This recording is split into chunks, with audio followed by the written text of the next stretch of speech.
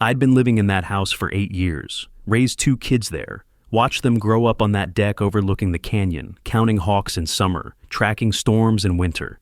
It was ours, safe, paid for with every overtime shift I could scrape together after the divorce. Then one Tuesday morning, I came back from my run and saw it, a red envelope, stapled, actually stapled, to my mailbox like some kind of scarlet letter. Inside was a notice from the Homeowners Association. My deck, the one hanging over the canyon on steel posts I'd inspected myself 100 times, was now an unauthorized structure, $18,500 in fines, 72 hours to remove it or face legal action. I stood there, sweat cooling on my neck, reading it twice, 3 times. The words didn't change. David Holbrook, my neighbor across the street, walked over holding an identical envelope. His face had that gray look people get when the ground shifts under them. They hit 6 of us, Ethan, all the cliffside properties. I looked past him toward the gates, 3 black SUVs with the Homeowners Association logo. Behind them, a commercial truck with Ridgeline Remediation LLC painted on the side.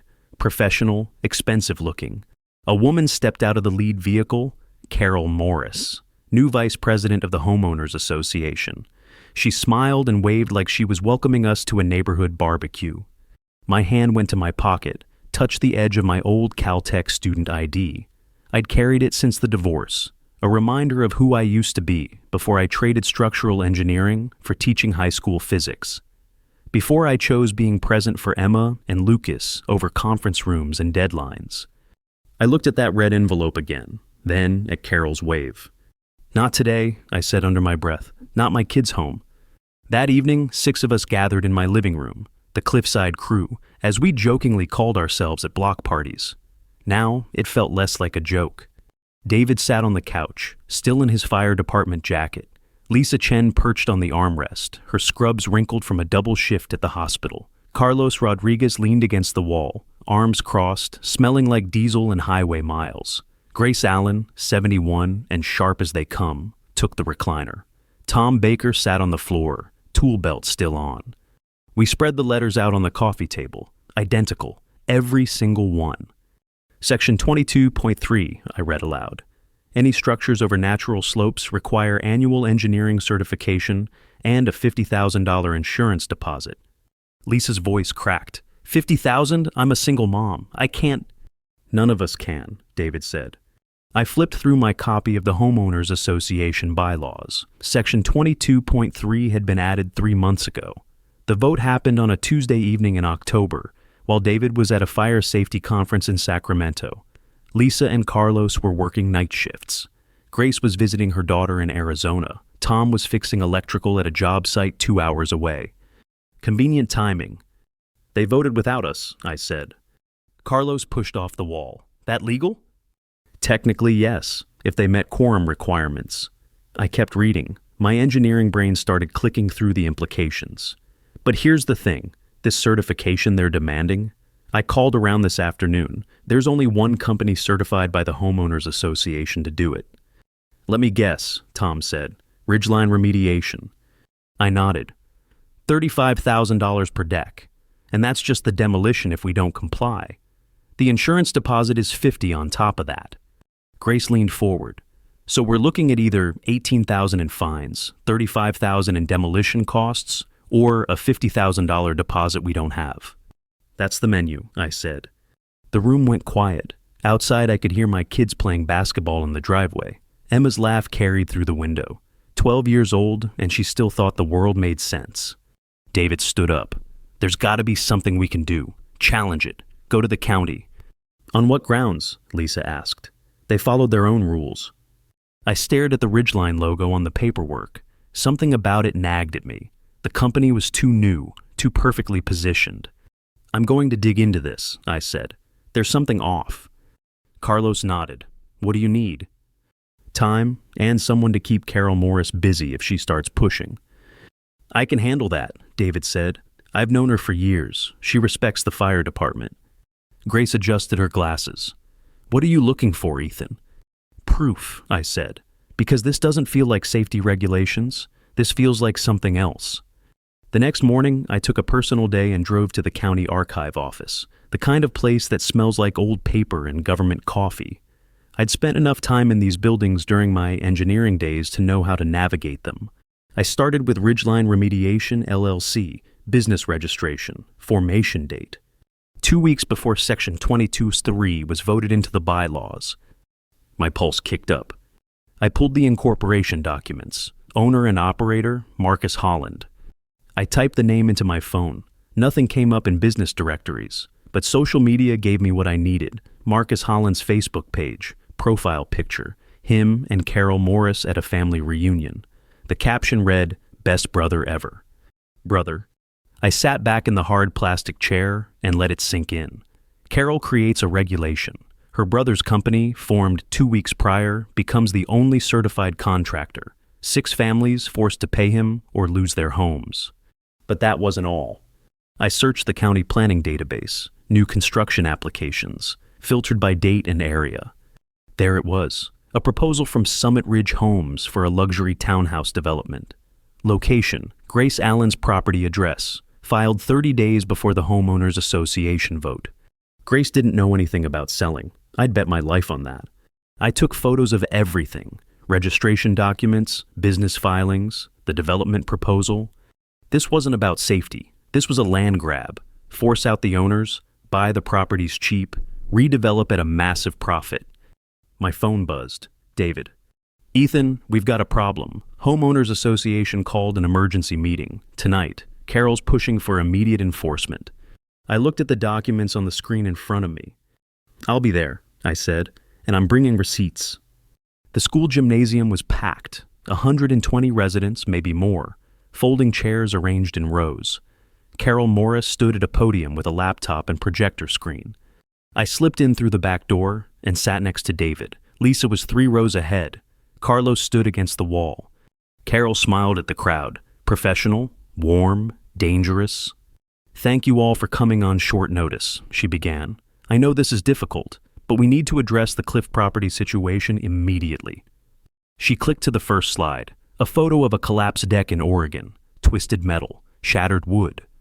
This is what happens when we ignore structural risks, Carol said.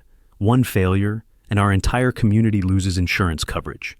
Premiums for every resident could increase by 40%. Murmurs rippled through the crowd. She clicked again. Another collapse photo. This one from Northern California. We have a responsibility to act before tragedy strikes. A woman in the 3rd row stood up. You're saying our insurance goes up because of their decks? If they're not certified, yes, Carol said. The insurance company sent us a formal notice. Either we enforce safety standards or everyone pays. The crowd turned to look at us, at me, at David and Lisa and the others. I felt eyes like weight. David tried to stand. I served this community for 20 years as a firefighter. Someone booed, actually booed. Carol held up a hand.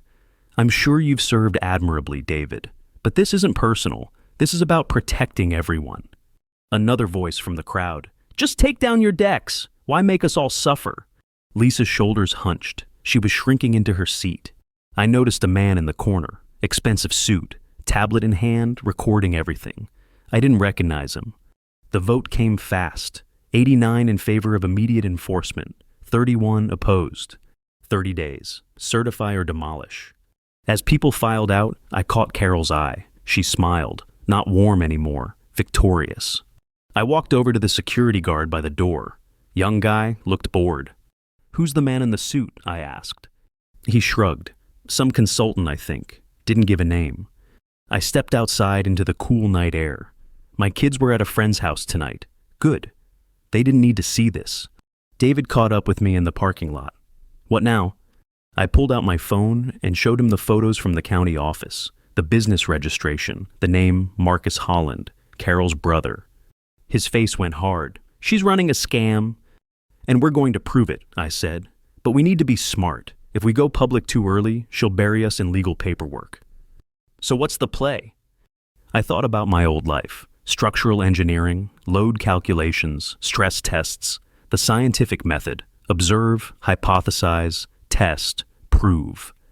We build a case, I said, and we find leverage. David nodded slowly. I'm in, but Ethan, some of the others might not hold out 30 days. I look back at the gymnasium, lights still on, Carol's silhouette visible through the window. Then we've got 30 days to take her down. The canyon wind picked up, carrying the smell of sage and dust. Somewhere in the distance, a coyote called. I thought about that deck, the one I'd built with my own hands after the divorce, when I needed something solid to hold on to. The place where Emma took her first steps after I got custody. Where Lucas learned to read, sitting in the sun with his chapter books. Some things don't break easy. And neither do I. I didn't sleep that night, sat at the kitchen table until 3 a.m, going through every document I'd pulled from the county office. The coffee went cold twice. Emma found me there in the morning, still in yesterday's clothes. "Dad?" She stood in the doorway, backpack over one shoulder. "You okay?" I closed the laptop. "Yeah, sweetheart, just work stuff." She didn't buy it, 12 years old and already too smart for comfortable lies. "Is it about the deck?" "How'd you know about that?" "Lucas heard you and Mr. Holbrook talking." She shifted her weight. "Are we losing the house?" The question hit me harder than Carol's smile had. I stood up and pulled her into a hug. "No," I said. "We're not losing anything, I promise." She pulled back and looked at me with her mother's eyes, skeptical, worried. "Don't make promises you can't keep," she said quietly. "Mom used to do that." Then she left for school. I stood there in the empty kitchen, listening to the bus pull away.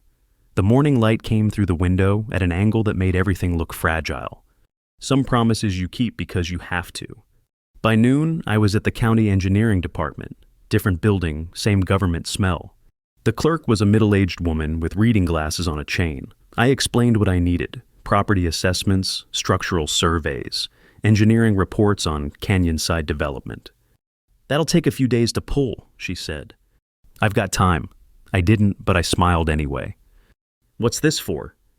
"Teaching project," I lied smoothly. "Physics class, real-world applications of load-bearing structures." She softened. "Oh, that's wonderful. My son's in high school. Could use more teachers like you." 3 hours later, I walked out with a folder of documents and a receipt for copies. In my truck, I spread them across the passenger seat. Property surveys going back 15 years. Every cliffside home in our development had been inspected and certified, safe during initial construction. Steel posts driven into bedrock, engineered to hold twice the required load. My deck wasn't dangerous. None of them were. I pulled out my phone and called the number on the Homeowners Association insurance letter Carol had referenced at the meeting. 4 rings, then a woman's voice. "Pacific Northwest Property Insurance, this is Jennifer." "Hi, my name is Ethan Collins. I'm calling about a notice your company allegedly sent to Ridgeview Homeowners Association regarding cliffside structures." Pause, keyboard clicking. "Can you give me the policy number?" I read it off the letter Carol had shown. More clicking, longer pause. "Sir, I'm not showing any recent correspondence with that association regarding structural issues. When was this notice supposedly sent?" My heart started hammering. 3 weeks ago? I'm looking at the file now. Last contact was 6 months ago for a routine renewal. No concerns noted. I gripped the phone tighter. "So you never sent a letter about cliff properties raising premiums?" "No, sir. If there were structural concerns, our underwriting department would have flagged it. I'm showing no such flag." I thanked her and hung up. Carol had fabricated the insurance threat. The whole thing was a lie. I called David immediately. "She made it up," I said. "The insurance company never sent a warning. I just talked to them." "Jesus?" His voice dropped. "So there's no premium increase?" "None. She invented it to turn the neighborhood against us." "What do we do?" "I need to confirm something first. Meet me at my place tonight. Bring Lisa and Carlos if they're willing." "Grace?" I thought about Grace Allen, 71, tough as nails, but frail after the stress. Let's not pull her in until we're sure. I don't want to get her hopes up. That evening, the 4 of us sat on my deck. The same deck Carol wanted demolished. The sun was setting over the canyon, painting everything orange and purple. Beautiful enough to hurt. I laid out what I'd found. Marcus Holland's company, the fake insurance letter, the development proposal on Grace's land. Lisa's hands shook. "So this whole thing is just to steal our homes?" "Looks that way," I said. Carlos leaned forward, elbows on his knees. How do we prove it? I've got documents, business filings. The insurance company will confirm they never sent that letter. David shook his head. Documents aren't enough. Carol will say it's a misunderstanding. She'll get lawyers, bury us in paperwork until the 30 days run out. He was right. I'd seen it happen in my engineering days. Legal warfare designed to exhaust resources and time. We need something public, Lisa said. Something she can't spin. I thought about it. My old life before teaching, before the divorce. I'd spent 12 years calculating stress points and load capacities, testing materials, proving theories through demonstration. What if we prove the decks are safe, I said. Not with papers, with a live test. Carlos looked at me. How? I've got a PhD in structural mechanics. I can run the calculations, but we need an independent authority to back it up. David frowned. Who's going to believe us over the Homeowners Association? I pulled out my phone and searched. United States Geological Survey, USGS. They monitored seismic activity along the San Andreas Fault. Our canyon was part of their survey area. What if we could get federal scientists involved? I said. Lisa blinked. Why would they care about our decks? Because they monitor earthquake stability, and my deck is 100 meters from one of their measurement points. I was thinking out loud now, the way I used to in lecture halls. If we could convince them to do a structural survey, they'd have no reason to lie, Carlos finished. It was a long shot, but it was something. The next morning, I drove to the USGS field office 2 counties over. Small building, government plates in the parking lot. I waited in the lobby for 20 minutes before a man in a field jacket came out. Mr. Collins, I'm Dr. Ray Zhang. We shook hands. His grip was firm, professional. He led me to a small conference room with maps of fault lines covering the walls. You said this was about seismic monitoring? He asked. I laid it out. The canyon, the decks, the Homeowners Association's claims about structural danger. I didn't mention the fraud yet, just focused on the science. I've done preliminary calculations, I said, pulling out my notes. The steel posts are driven 8 feet into bedrock. Load capacity exceeds requirements by a factor of 2.3, but I need independent verification. Ray studied my numbers. This is solid work. You have an engineering background? Caltech, structural mechanics, peeped. His eyebrows went up. Why are you asking for our help? Because I'm not neutral. I own one of the properties, but you are. And if you're monitoring seismic activity in that canyon anyway, he leaned back. You're asking us to do a structural survey as part of our fault monitoring? I'm asking if you'd be interested in a collaboration. I'd grant access to my property for seismic equipment. In exchange, you'd assess the structural integrity as it relates to earthquake stability. Ray was quiet for a long moment. Then he smiled slightly. That's clever, he said. Let me talk to my team. No promises. I drove home with something that felt dangerously close to hope. 3 days passed. David called on Wednesday. Ethan, we've got a problem. I was in the middle of grading physics tests. What kind of problem? Lisa signed a contract with Ridgeline. The pen slipped from my hand. What? She came to me this morning. She's broke. Hospital cut her hours. She can't afford to fight this. Ridgeline offered her a discount if she goes first. $32,000 instead of $35,000. I closed my eyes. When? Demolition starts tomorrow. Did you tell her about the fraud? She knows. She doesn't care. She just wants it over. I understood. Single mom, 3 kids, no safety net. Sometimes survival beats justice. Okay, I said. We keep going. Ethan, if Lisa folds, others will too. Carol's going to use this. Show everyone that compliance is the smart move. He was right. This was Carol's strategy. Pick off the weakest first. Create momentum. That night, I sat on my deck alone. The canyon wind was cold. Stars came out one by one. My phone buzzed. Unknown number. Mr. Collins, this is Dr. Zhang from USGS. I sat up straight. Yes? My team reviewed your proposal. We're interested. We'd like to conduct a survey of the canyon's structural stability, including the deck supports. When can we start? I let out a breath I didn't know I'd holding. How about tomorrow? The Ridgeline truck arrived at Lisa's house at 8 in the morning. 2 workers in hard hats. A small crane. By 9, they'd started removing the first support beam. I stood in my driveway and watched. Lisa stood on her lawn, arms wrapped around herself. Carlos was with her. Tom stood beside me. "This is wrong," Tom said quietly. "Yeah," I said, "it is." At 10, a white USGS van pulled up to my house. Dr. Zhang got out with 2 other scientists and a portable laser scanner. Neighbors started coming out to watch. Carol Morris's car appeared at the end of the street. Ray set up equipment on my deck, laser measurements, structural analysis tools. He worked methodically, professionally. Carol walked over, same smile, same polished appearance. "Mr. Collins," she said, "what's going on here?" "Geological survey," I said. "The USGS is studying seismic stability in the canyon. They're using my property as a monitoring station." Her smile tightened. "That doesn't change the homeowners association requirements." "Doesn't it?" I kept my voice level. "Federal geological monitoring seems pretty relevant to structural safety." Ray looked up from his equipment. "Mrs. Morris, I'm Dr. Ray Zhang, USGS. If you have questions about our research, I'm happy to answer them." She opened her mouth, closed it, smiled again. "Just make sure you follow proper procedures," she said, then walked back to her car. Ray watched her go. Then he looked at me. "She's the one pushing the demolitions?" "Yeah." He nodded slowly. "Let's make sure we do this by the book. Every measurement, every calculation. No room for doubt." By afternoon, he'd completed the initial scan. He showed me the results on his laptop.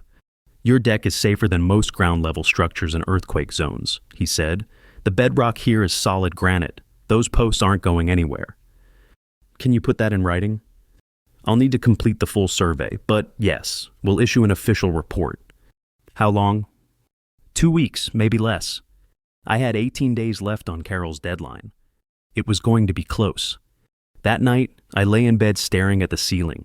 Down the hall, Emma and Lucas were asleep. The house was quiet except for the refrigerator's hum.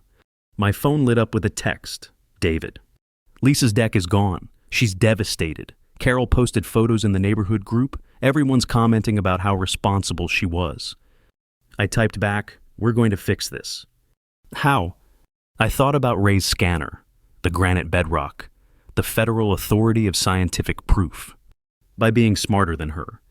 The USGS van became a fixture in my driveway. Ray and his team showed up every other day for a week, taking measurements, running tests, drilling core samples from the bedrock.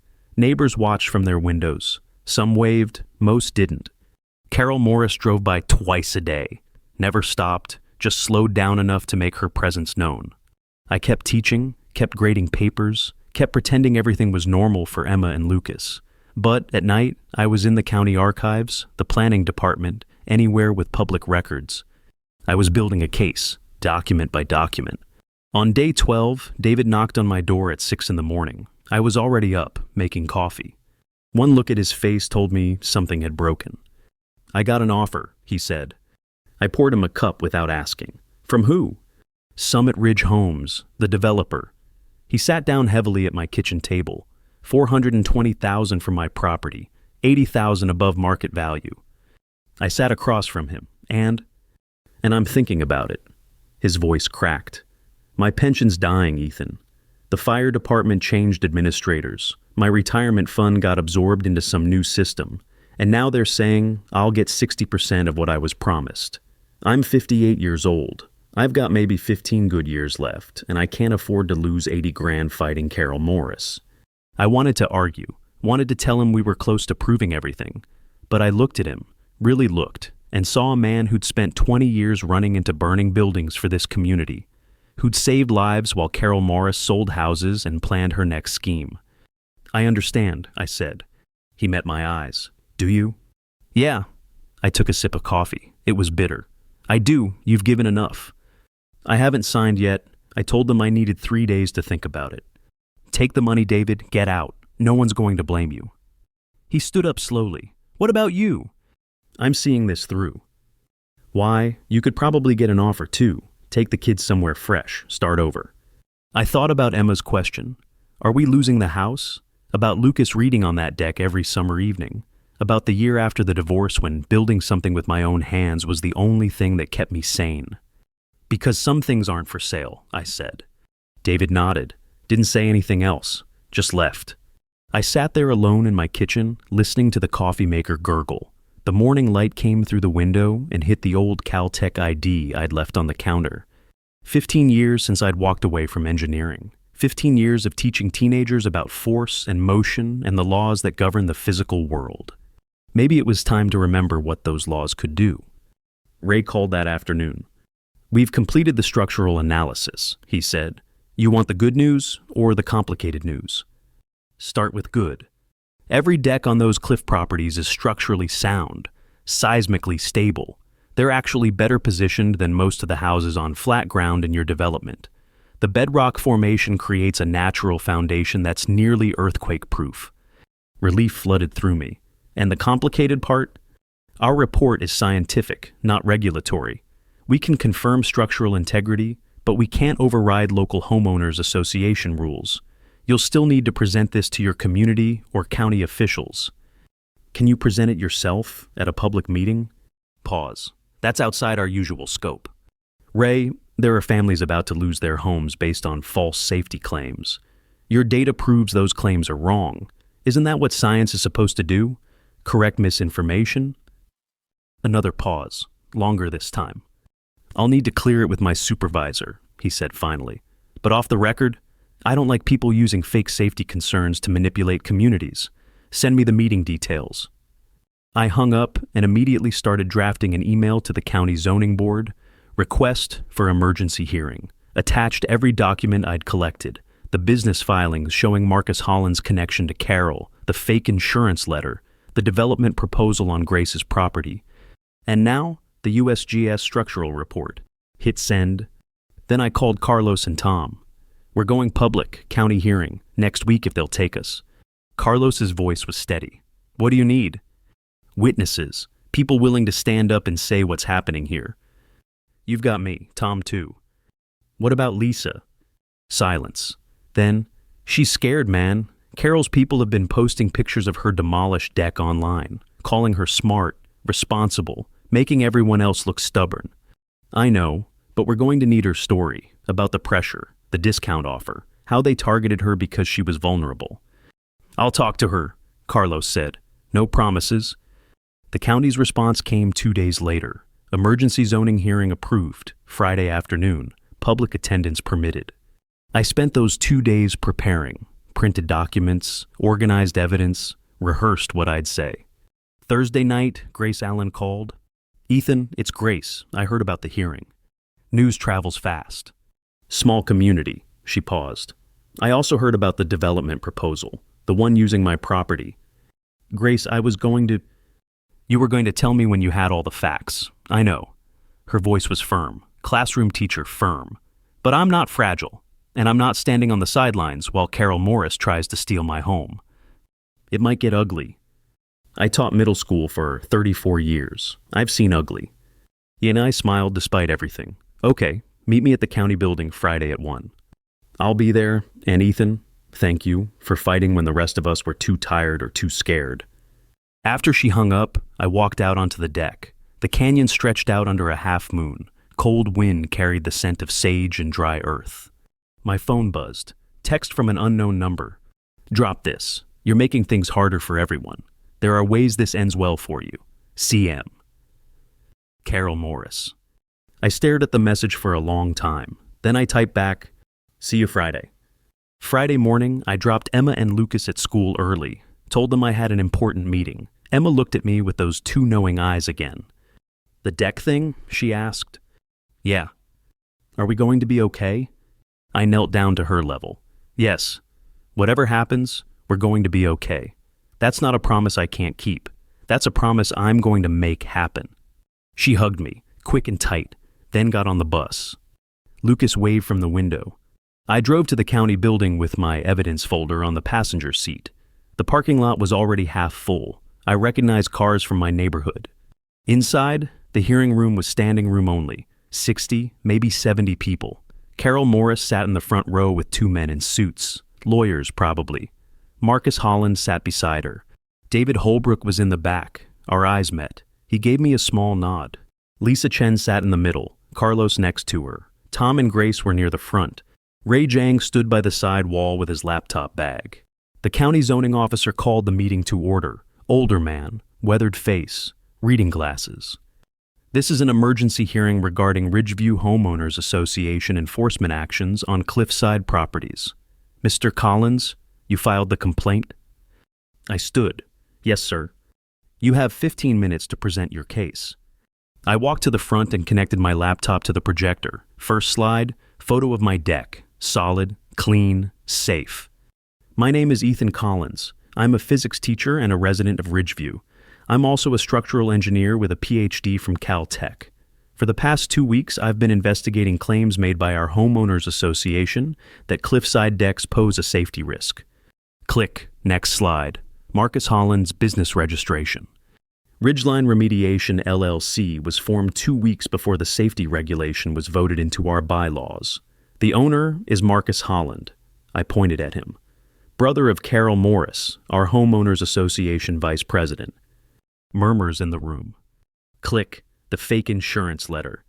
Mrs. Morris claimed our insurance company threatened a 40% premium increase if the decks weren't removed. I contacted Pacific Northwest Property Insurance. They confirmed no such letter was ever sent. The murmurs got louder. Click. Grace's property with the development proposal overlay. Summit Ridge Homes filed an application to develop a luxury townhouse on Grace Allen's property. Mrs. Allen knew nothing about this. The application was filed 1 month before the safety regulation vote. Grace stood up in the audience. That's correct. I never agreed to sell. Never even been contacted. Carol's lawyer stood. Objection. This is speculation and... The zoning officer held up his hand. This isn't a trial, counselor. Let him finish. I clicked to the final slide. USGS logo. I invited the United States Geological Survey to conduct an independent structural analysis. Dr. Ray Zhang is here to present their findings. Ray came forward and opened his laptop. The projector showed a 3D model of the canyon, laser scanned, color-coded for stability. I'm Dr. Ray Zhang, geophysicist with USGS.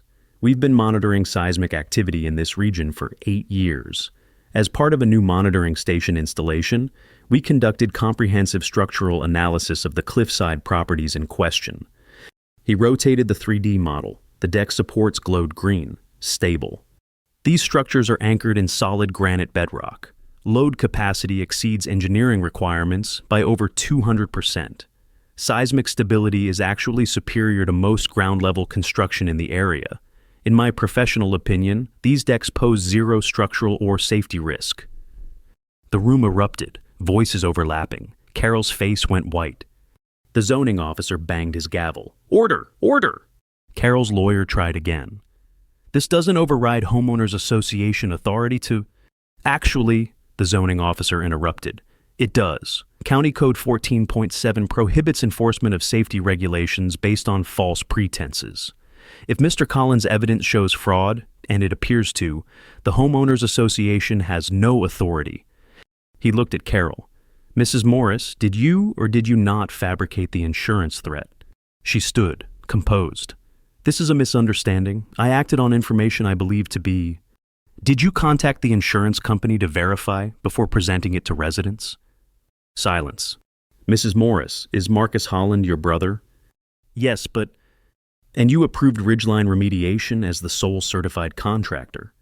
Her lawyer whispered something to her. She sat down. The zoning officer removed his glasses. I'm suspending all homeowners association enforcement actions pending a full investigation. Anyone who paid demolition or certification fees should file for reimbursement through the county fraud office. He looked at me. Mr. Collins, thank you for bringing this forward. You may have saved more than just property. The room cleared slowly. People came up to shake my hand. Grace hugged me. Carlos clapped my shoulder. Tom just nodded, but it meant everything. Lisa approached last. Her eyes were red. I'm sorry, she said. I gave up. I shouldn't have... You survived, I said. That's what mattered, and now you can sue Ridgeline for your $32,000 back. She laughed. It sounded like relief breaking through. David waited by the door. When I got to him, he held out his hand. You did it, he said. We did it. No, he shook his head. You did this.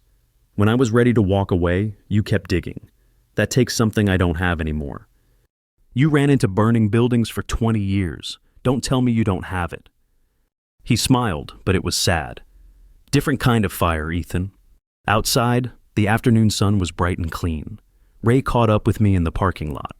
That was satisfying, he said. We don't usually get to see the impact of our work that directly. Thank you, I said. Seriously, none of this happens without your report. Science should serve people. Glad it did today. He paused. For what it's worth, we're installing a permanent monitoring station on your deck, if that's still okay. It's more than okay. What's the rental rate? $900 a month, federal standard for private property use. $900 a month. That would cover property taxes and then some. I drove home with the windows down, letting the wind clear my head. My phone kept buzzing, texts from neighbors, calls from people I hadn't talked to in months. I ignored them all. When I got home, Emma and Lucas were sitting on the deck doing homework. Emma looked up. How'd it go? I sat down beside her. We won. We get to keep the house? We get to keep the house. Lucas didn't say anything, just leaned against me. His weight was warm and solid. Emma went back to her math homework. After a minute, she said, Mom would have sold. She always took the easy way. Your mom did the best she could, I said automatically. I know, but you do better. I didn't know what to say to that. So I just sat there with my kids on the deck that I'd fought for, watching the canyon turn gold in the late afternoon light. But something still felt unfinished. Carol Morris hadn't been arrested, just investigated. Marcus Holland's company was shut down, but he'd face civil suits, not criminal charges. David was still thinking about leaving. Lisa's deck was still gone. We'd won the battle, but the war wasn't over yet. The investigation took 3 days to fall apart. Monday morning, I got a call from the county fraud office. Bureaucratic voice, apologetic tone. Mr. Collins, we've reviewed the evidence you submitted. Unfortunately, while the business relationship between Mrs. Morris and Mr. Holland raises ethical concerns, we can't find evidence of criminal fraud. The insurance letter was never officially filed with the county. Technically, it was internal homeowners association communication. I gripped the phone tighter. She lied to manipulate people into paying her brother's company. Civil matter, sir, not criminal. Affected parties can pursue lawsuits, but the county won't be filing charges. What about the development proposal on Grace Allen's property? It's filed by Summit Ridge Homes, not Mrs. Morris. Without proof she coordinated with the developer, there's no crime. She could claim she didn't know. After I hung up, I sat in my truck outside the school where I taught. Students walked past my window, laughing, completely unaware that justice sometimes stops at technicalities. Carol Morris wasn't going to jail. She'd probably resign from the homeowners association, pay some fines, maybe face a civil suit or two. But she'd walk away. That afternoon, David Holbrook knocked on my classroom door after final bell. I signed, he said. I looked up from grading quizzes. The sale? Yeah, $420,000, I close in 2 weeks. He leaned against the doorframe. I know what you're thinking.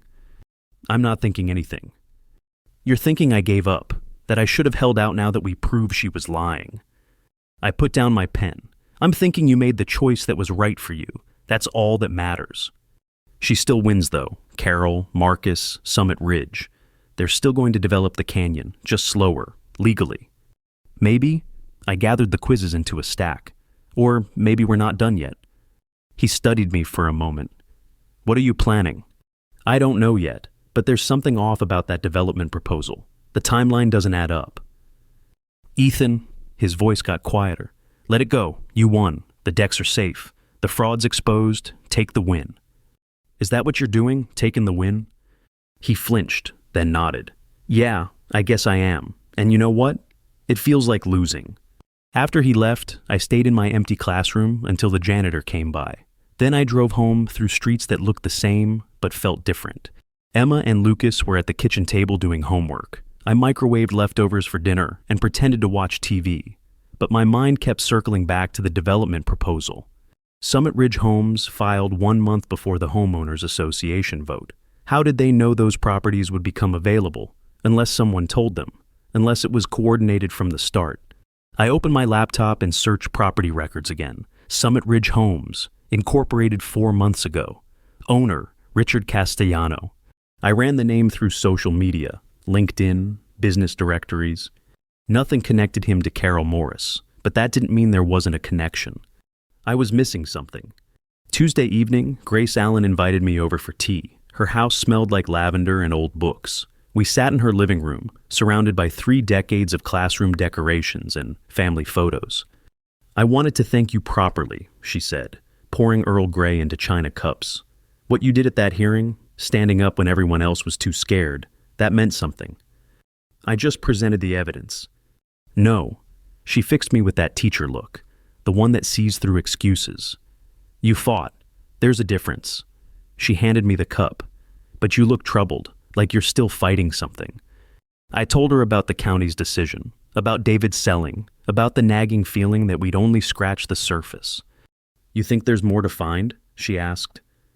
"I know there is. That development company, Summit Ridge, they filed too early. They couldn't have known those properties would be available unless Carol told them. But I can't prove the connection." Grace was quiet for a moment. Then she stood and went to a bookshelf, pulled out a photo album. "Last year, the Homeowners Association threw a fundraiser, Save the Parks or some nonsense. Carol organized it. She flipped through pages. I took photos, habit from teaching, document everything. She handed me the album. One picture showed Carol at a podium. Behind her, a banner with sponsor logos. My eyes caught on one. Summit Ridge Homes. "They sponsored a Homeowners Association event a year ago," I said slowly. "Carol knew Richard Castellano before any of this started," Grace said. "They were already in business together." I pulled out my phone and took a photo of the picture. "Grace, this is the connection. This proves coordination." "Is it enough?" "I don't know, but it's something." Wednesday, I went back to the county planning office. Same clerk with the reading glasses. "You again," she said, but she was smiling. "Your teaching project still going?" "Extended unit," I said. "I need to see all development proposals filed by Summit Ridge Homes. Everything in the county over the past year." She pulled the files. There were 3. One was Grace's property. The other 2 were also in Ridgeview. All cliffside locations. All submitted within the same 2-week period. I spread them out on the table and felt my pulse quicken. Carol hadn't just targeted 6 properties. She'd planned to clear the entire canyon rim. 12 homes. Millions of dollars in development potential. We'd stopped her early, but the blueprint was here, the whole scheme laid out in planning documents. I took photos of everything. Then I called Lisa Chen. "Lisa, you sued Ridgeline for your demolition costs, right?" "Yeah, $32,000 plus legal fees. My lawyer says it's a slam dunk."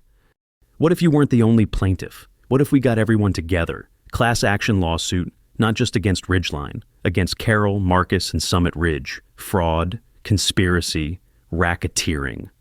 Silence. Then, how many people? Everyone who paid fees, everyone who was threatened, everyone who lost property value because of the fake insurance scare. Could be 40, 50 families. "That's not civil court anymore, Ethan. That's real money, real lawyers." "I know, but it's also real justice, not just getting fees back, actually holding them accountable." Another pause. "I'll talk to my lawyer, see if he's interested." That night, I couldn't sleep. I lay in bed staring at the ceiling, thinking about systems, how they're built to protect people with power, how technicalities and loopholes let the Carol Morrises of the world walk away. But systems could be pushed, pressure applied at the right points. I'd spent 15 years teaching physics, force, and leverage, how a small push in the right place could move massive weight. Maybe it was time to find the right place to push. Thursday morning, David showed up at my house before dawn. I was already awake, coffee brewing. He looked like he hadn't slept either. "I can't do it," he said. "Can't do what?" "Sell, walk away. I got the contract in the mail yesterday. All I have to do is sign and it's done. $420,000, retirement secured." He sat down heavily. "But I keep thinking about that meeting, about you standing up there showing everyone what Carol did, about Grace's face when she found out they had filed to develop her property without permission. David, I spent 20 years protecting this community, running into fires, pulling people out of burning buildings, and I was going to leave because it was easier than fighting a different kind of fire." He looked at me with bloodshot eyes. "I'm not signing," he said. "I'm staying, and I'm joining whatever you're planning next." I poured him a cup of coffee. "You sure? This might get ugly. Carol's not going to let this go quietly." "I'm sure." He took the cup. Besides, someone needs to keep you from doing something crazy. Too late for that. He laughed. It sounded like relief. Lisa's lawyer called Friday afternoon. I was in the middle of a lecture about momentum and collision. Mr. Collins, this is Gerald Porter. I represent Lisa Chen. She said you had information about a potential class action. I stepped into the hallway. Yes, I've got evidence of coordinated fraud between Carol Morris, her brother's demolition company, and a development firm. Multiple properties targeted. Systematic scheme. Can you send me what you have? All of it. Business filings, fake insurance letter, development proposals, timeline documentation. If this is as solid as you're saying, we could file in federal court. Wire fraud, mail fraud, conspiracy, the whole package. What do you need from me? Plaintiffs, get me a list of everyone willing to join the suit. And Mr. Collins, this kind of case takes time, months, maybe a year. You ready for that? I thought about Emma asking if we were losing the house, about Lucas reading on the deck every summer, about Grace's 34 years teaching middle school, earning the right to spend her retirement in the home she loved. I'm ready, I said. That weekend, I organized a meeting, sent emails to every Ridgeview resident affected by Carol's scheme. 37 people showed up at the community center. I stood in front of them with my laptop and projector.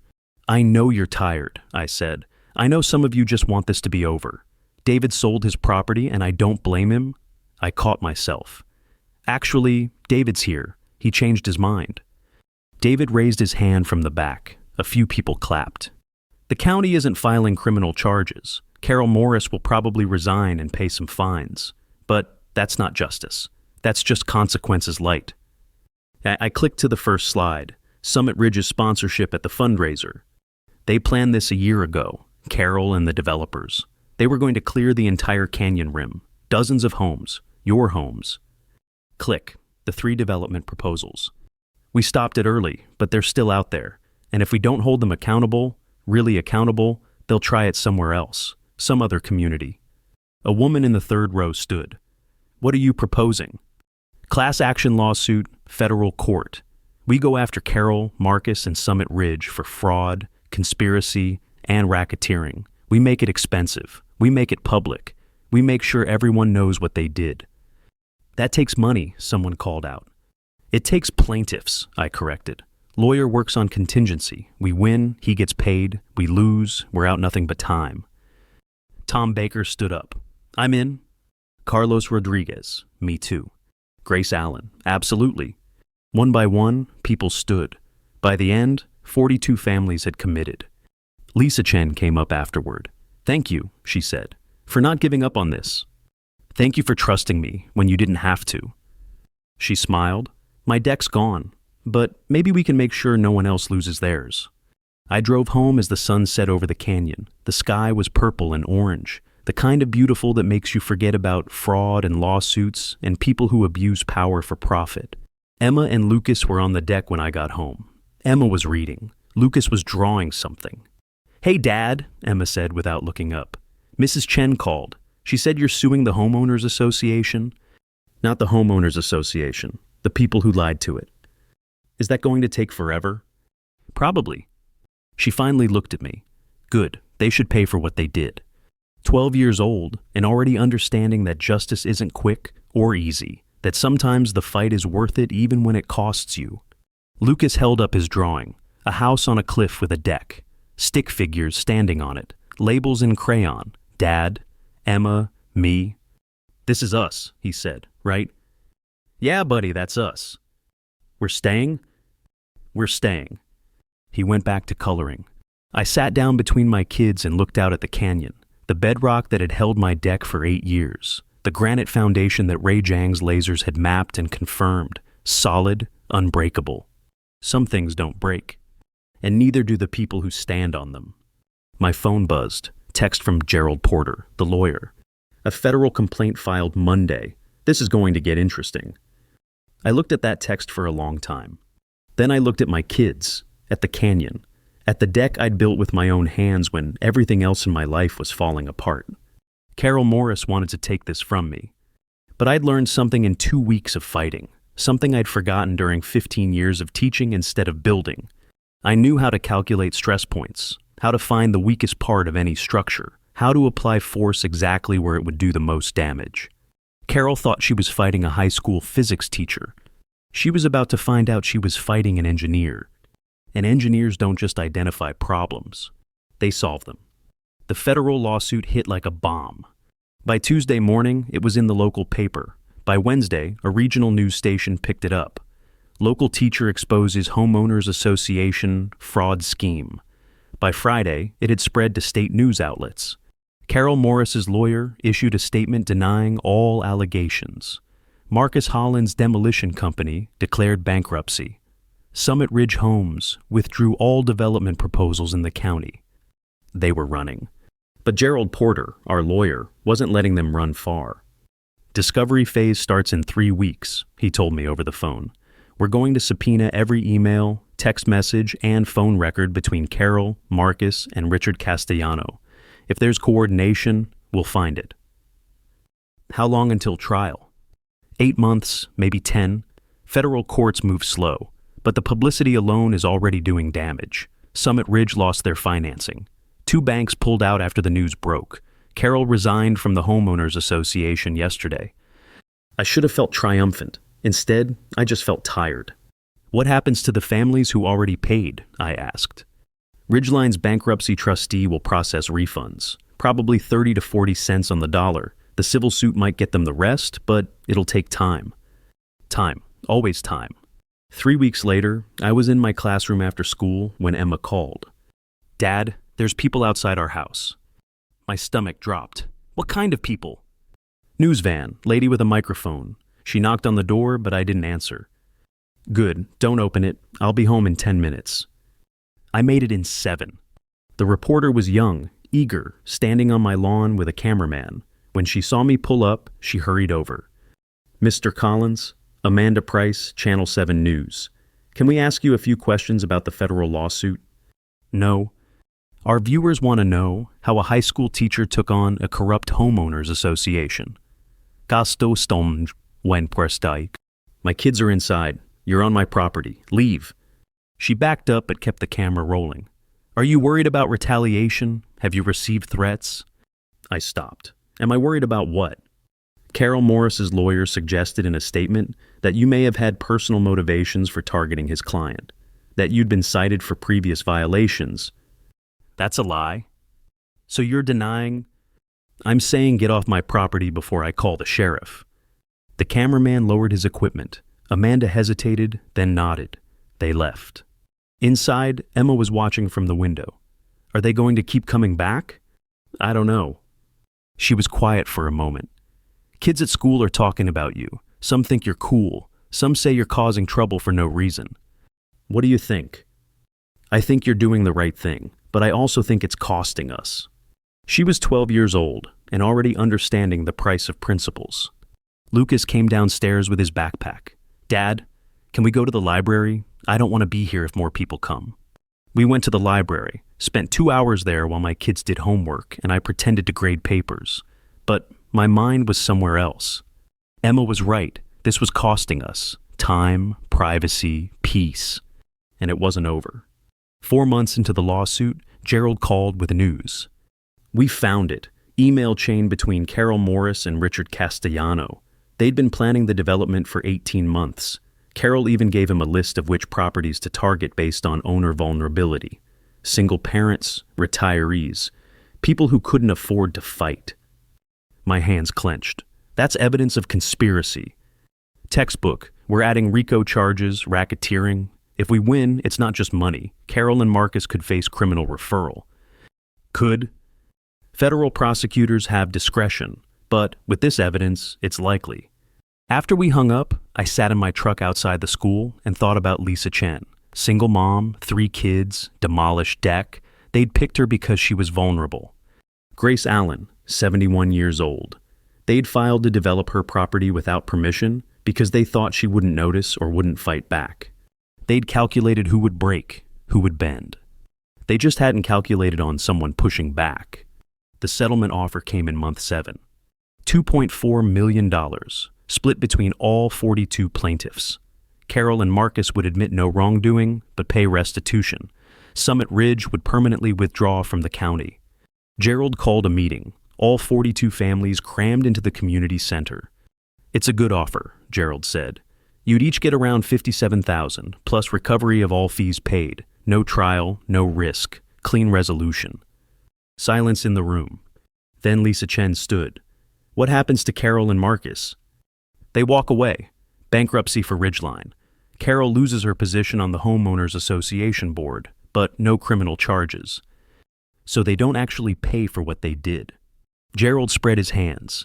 "They pay financially. Whether that's enough is up to all of you." Tom Baker spoke up. "What if we don't take the settlement? We go to trial, 12 to 18 months from now. You risk getting nothing if we lose.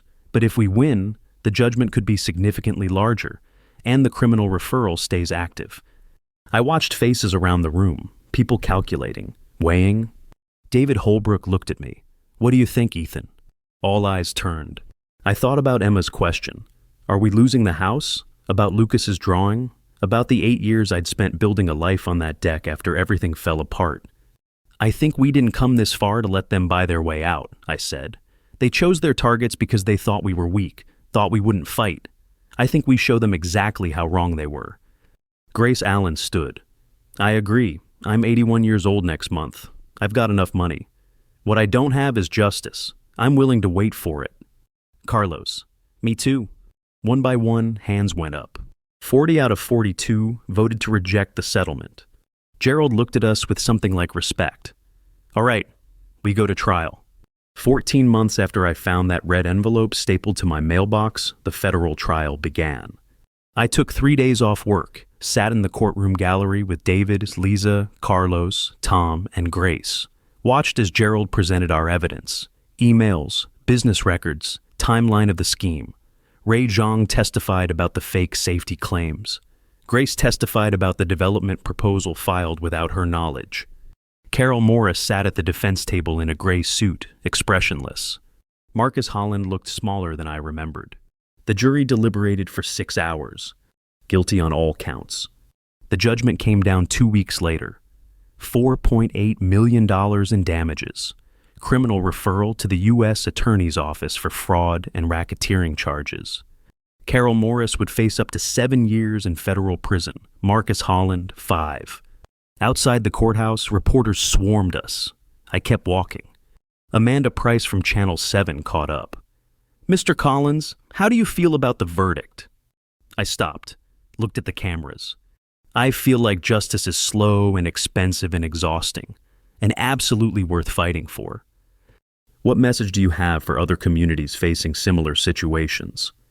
Document everything, find your leverage, and don't let them make you believe you're powerless. You're not. The money came through in month 16. Each plaintiff received $91,000 after legal fees. Lisa Chen used hers to rebuild her deck, better than before. David Holbrook donated half to the fire department's pension fund. Grace Allen put hers into a scholarship for students pursuing structural engineering. I put mine into college funds for Emma and Lucas.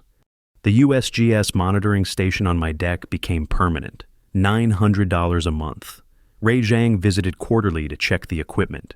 Carol Morris pleaded out before trial, 5 years federal prison. Marcus Holland got 3. Summit Ridge Homes dissolved. Richard Castellano moved to Nevada. The Homeowners Association elected new leadership. Tom Baker became president.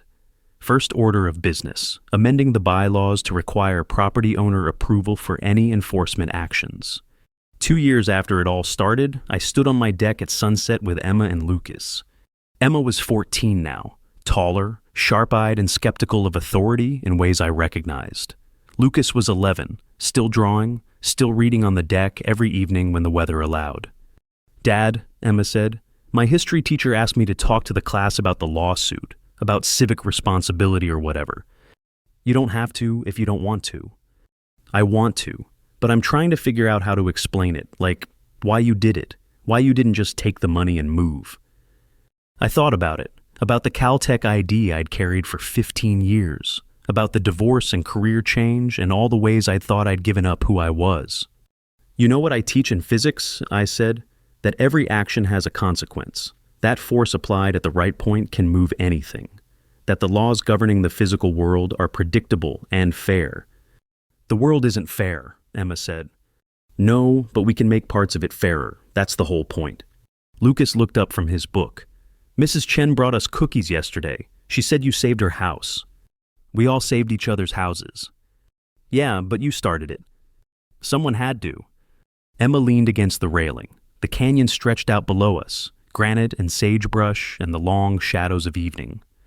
You're different now, she said.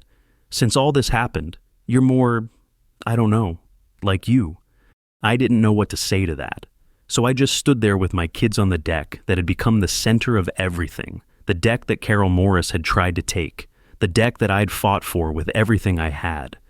The USGS seismometer blinked green on the corner post, monitoring, recording, measuring the tiny movements of the earth beneath us. Some things don't move, some foundations hold. And the people who stand on them, they hold too. 3 months ago, I got an email from a teacher in Oregon, similar situation, homeowners association targeting waterfront properties, fake environmental concerns, developers circling. I sent her everything, documents, timeline, legal strategy, names of lawyers who'd take the case. Last week, she sent me a photo, 30 families standing in front of a courthouse holding a banner, "Not today." They'd won their injunction, stopped the scheme before it started. I showed Emma the photo at dinner. You started something, she said. No, I just showed them it could be done. Same thing. Maybe it was. Tonight, I'm sitting on the deck alone. Emma's at a friend's house. Lucas is inside playing video games. The canyon is quiet except for wind through the sage and the distant call of a hawk. My old Caltech ID sits on the table beside me. I took it out of my wallet last week. Don't need to carry it anymore. I know who I am now. I'm a teacher, a father, an engineer who remembers how to find the stress points and apply pressure exactly where it counts.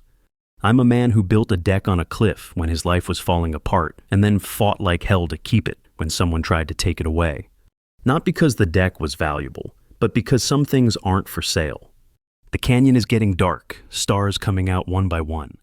I think about Carol Morris in federal prison, about Marcus Holland and Richard Castellano, and all the people who thought they could use power and fear and bureaucracy to take what wasn't theirs. I think about the 42 families who stood together and said no. About Lisa rebuilding her deck, about Grace's scholarship fund, about David staying instead of leaving. About Emma learning that fairness is something you fight for, not something you wait for. The wind picks up, cold, clean. I stand and walk to the railing, look down at the bedrock foundation holding everything up, solid, tested, proven. Ray Zhang's equipment hums quietly behind me, recording data that will help predict earthquakes and save lives. Some structures do more than hold weight.